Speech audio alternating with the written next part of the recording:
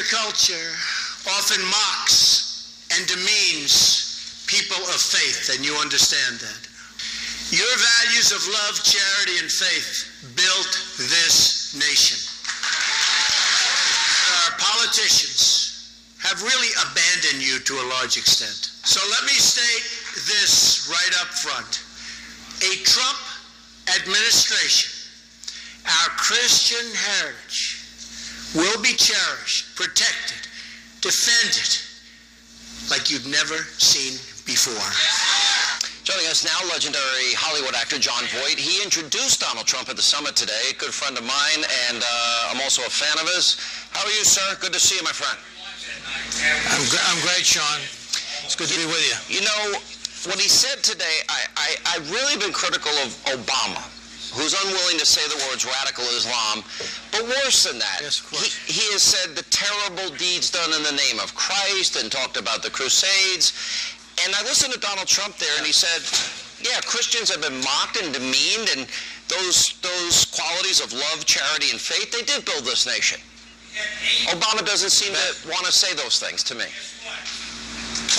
Yes, well, I think he's got other agendas, of course. But the people, you know, the Christian people throughout the world have been attacked. And we've been attacked right here in this country in many ways. And so the reception for Donald Trump here has been quite extraordinary. You know, and his speech was wonderful. By the way, you know, his speech was wonderful. I wish that people could listen to the whole speech. It was quite an extraordinary speech, and people were standing throughout the entire speech here. Yeah, we actually ran it on Fox earlier today, and I know it's on FoxNews.com. If people haven't seen it, they have an opportunity to see it. You were very outspoken early on, and you said that you believe that Donald Trump would be a very good president. I agree with you. Yes. And there are some Republicans that seem to be putting their heads in the sand and not comparing Trump's position on Supreme Court justices and his position on vetting refugees and securing our borders and eliminating Obamacare and energy independence and education back to the states. Yeah. Why do you think there's this mysterious reluctance among some, quote, arrogant, the intelligentsia as they consider themselves in the Republican Party? Well, you know, there's a lot of good people among them, but you know, when people start early on, when he has a little bit of a roughness about his speech and stuff, and he's not too smooth, he's not slick, but he's completely honest. But early on, they chose other people, and they built their own arguments against Donald Trump, and they were so in love with their own arguments they couldn't let him go, and they still hold on to them a little bit sometimes. But I think coming toward this election, they're going to realize the stakes, and you repeat them every night to people. You make that list of the important things that they should be thinking about, and I think there's going to be a unity coming on November 8th. Yeah, I hope so. You know, you're one of Hollywood's biggest actors. You're one of my favorite actors, even before I knew you, and you have no fear at all. You've never had any fear expressing your strongly and deeply held political beliefs. Have you paid a price at all for that? Well, you know, you never know what goes on behind closed doors, but I've been very fortunate to have, you know, roles offered me all through my career. I've been very, very lucky, and I think that there are more, you know, there are more conservatives in Hollywood than one would think in all echelons, even among the actors. But they kind of keep their heads down a little bit because there's an awful lot of real hatred coming from the left. Unfortunately, and they're very outspoken. So we have that little difficulty. But look, I was on the left one time, and I always think, you know, the problem is information. If they get some of the facts, maybe they can turn around. So I'm really always open to talk to anybody. Yeah. Did you get to spend time with Trump? Is there a part of him that you know that you want to share with people that maybe don't have the opportunity to see him behind the scenes as I do and as you do? I'll tell you one thing that I just saw him just for a little bit, but you know, he was very moved by the whole evening. And coming off the stage, he was very moved by it, and very grateful to me. And you know, he's he is very considerate. He's a very considerate guy. He goes to the guys who run the, the machinery for his, his teleprompter, and he always gives them a little pat and stuff like that. But it's very sincere. He's got a lot of compassion. He cares about people, and his speeches are starting to reflect that too. Yeah, and I've had the same experience. Always says hi to my crew and the people that work with us, and the camera guys and the producers and directors. John Voight, it's been a while. Good to see you. Thanks for coming back.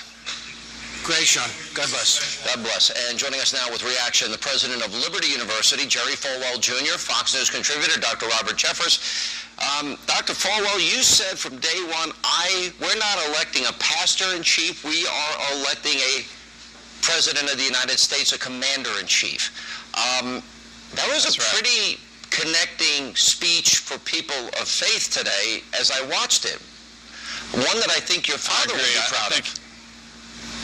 Very proud. And I think he hit all the major issues that are important to people of faith. The Johnson Amendment, that's very important to us, to the university where I work, because so many liberal universities, Ivy League universities, left-wing ideology is so pervasive that they pretty much are Democratic voter indoctrination camps. It was in the news today that a major university, the professor was using the email list of the school to promote Hillary Clinton. And you never see left-wing schools ever tagged by this Johnson Amendment. It's always conservative churches, conservative schools. In 2008, I endorsed Mike Huckabee personally, and Americans United for Separation of Church and State filed a complaint against Liberty University because I endorsed Mike Huckabee, and we had to go through all that process, and we actually filed a complaint against them for violating their own 501c3 status by only going after and filing complaints against conservative universities and churches, and so they never bothered us again after that. But there's so many churches and schools, conservative schools, that are it's a chilling effect on them. This is important. I don't think most people even know what you're talking about with the Johnson Amendment. Why don't you explain what that is? It's a 1954 amendment that was attached to a bill in Congress. It was signed by the president at the time, and it basically said no nonprofit organization, no university, no church can endorse or oppose a candidate. And so since that time, though, there's only been complaints filed against conservative churches and schools. Not liberal ones. And there's a group called Never Liberal Ones. Former New York Mayor Bloomberg spoke at Harvard in 2014 for their commencement, and he chastised the Ivy League because 96% of their faculty and staff donated to the Obama administration. Many of their speakers were disinvited because they were conservatives and they were denied an honorary degree like the one you received at Liberty once, Sean. And so it's just very telling that this Johnson Amendment is only used against conservatives. They're the only ones that feel intimidated. And they should have freedom of speech like everybody else, every individual. Dr. Jeffress, did Donald Trump make inroads with the evangelical and faith community today? He certainly did, Sean, because he spoke about the issue that not only resonated today, but it's resonating with evangelicals everywhere, and that's the appointment of conservative Supreme Court justices. Trump has made a commitment that he's going to appoint justices who interpret the law using the Constitution rather than political correctness as a standard. And you know, Sean, the issues many of us evangelicals care about, religious liberty and the sanctity of life, are going to be determined by the Supreme Court. And let me just say, this will impact this country for generations. That one issue alone ought to be a game changer for anyone that says they are a conservative. That one issue ought to be enough. Let me just say, I agree. And that's why I am getting sick and tired of these namby-pamby, panty-waisted, weak-kneed Christians who say they're going to stay at home in November out of moral principle. Will you please tell me what great moral principle there is in the universe that would allow a prohibition, anti-religious liberty candidate like Hillary Clinton to become the president? I believe any conservative Christian who refuses to vote or throws away his vote in November is nothing but a hypocrite and a fool. All right, guys, good to see you both. Appreciate your time. And Sean, the vouchers is very important. I was so glad to hear that he mentioned that, because that's how the teachers' unions and the Democratic Party have kept minorities down, kept them from getting the education they need to succeed. And if you bring jobs back to the United States, you've got to re-educate the populace. So I'm so glad he mentioned We're vouchers. destroying all that God-given talent with a horrible educational system. Guys, good to see you both. Coming up, while Americans prepare to remember the 15th anniversary of the 9/11 terrorist attack, the threat posed by ISIS radical Islam is growing both here and abroad. Dr. Sebastian Gorka is going to react to the question, have we gone back to a pre-9/11 mentality? Straight ahead.